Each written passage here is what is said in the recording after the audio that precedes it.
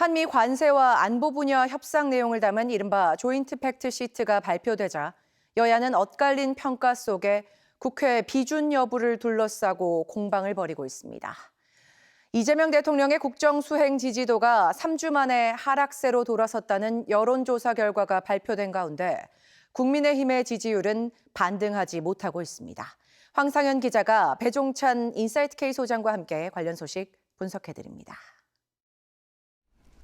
한미 관세 협상의 공동 설명 자료, 이른바 조인트 팩트 시트가 발표됐습니다. 발표가 늦어지면서 최종 합의 무산 우려도 제기가 됐었는데요.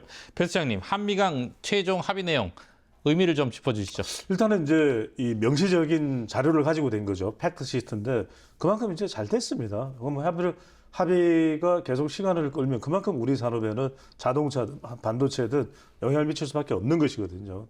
근데 두 번째는 내용들을 들여다보면 안전장치들이 있어요. 다만 이제 여기서 조금 아직까지 명시되지 않은 부분이 있거든요. 과연 이제 핵 추진 잠수함을 어디서 건조를 하느냐. 그 외에 우리가 추가적으로 방위비 관련해서 330억 불을 부담하게 된 부분, 이 부분에 대해서도 향후에 좀 긴밀한 논의와 또 구체적으로 좀 따져보는 것이 필요할 것으로 보입니다. 자, 말씀하신 대로 여야의 평가가 엇갈리고 있어요. 국회 비준 동의 여부를 놓고 공방을 벌이고 있는데 이 공방의 핵심은 뭔가요? 이렇게 유리하게 해석할 것이 아니라 냉정하게 들여다봐야 되는데, 그러려면은 이게 외교 조약에 상응하는 정도의 비준을 해야 된다는 것이고, 여당에서는 무슨 말이냐, 그럼 또 늦어질 거 아니냐, 그럼 그 피해는 고스란히 한국 경제 기업에 영향을 미칠 수밖에 없다. 말 그대로 이걸 국회에서 비준을 받아야 된다라는 야당과, 아니다, 시간이 중요하다, 속도전이다, 속도가 중요하다라고 이야기하는 지금 여당 사이에 지금 공방이 벌어지고 있는 것이죠.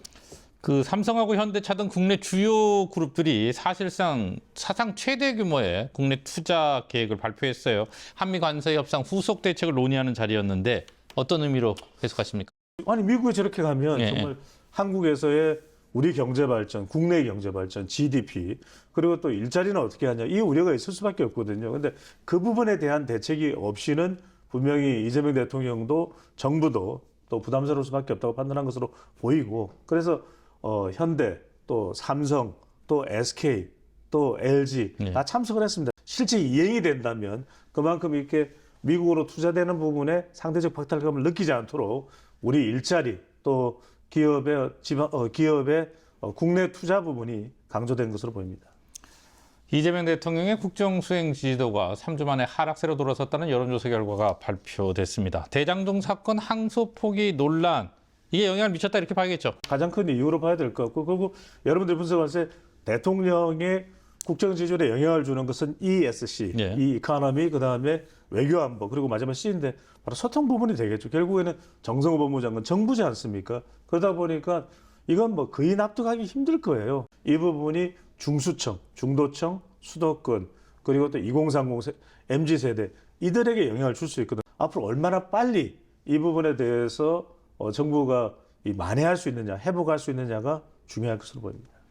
자, 11호 부동산 대책 후폭풍, 또 대장동 항소 포기 논란 속에서도 국민의힘 지지율이 반등하지 못하고 있는 상황입니다. 이건 어떻게 분석하세요? 정당의 지지율이 올라가는 것은 뭐냐면 반사 이익을 얻는 경우도 있습니다. 네. 민주당이나 정부 여당이 실책을 하면 올라갔지만 그 반사 이익 지지율은 한계가 있다는 말씀드렸거든요. 탄핵 기저, 탄핵 국면의 영향을 여전히 받고 있는 국민의힘으로서는 반전의 모멘텀을 만들어내지는 못하고 있는 것으로 보입니다. 네, 못한 얘기는 TBC 뉴스 유튜브 채널을 통해서 좀 더 나눠보도록 하겠습니다. 고맙습니다. 감사합니다.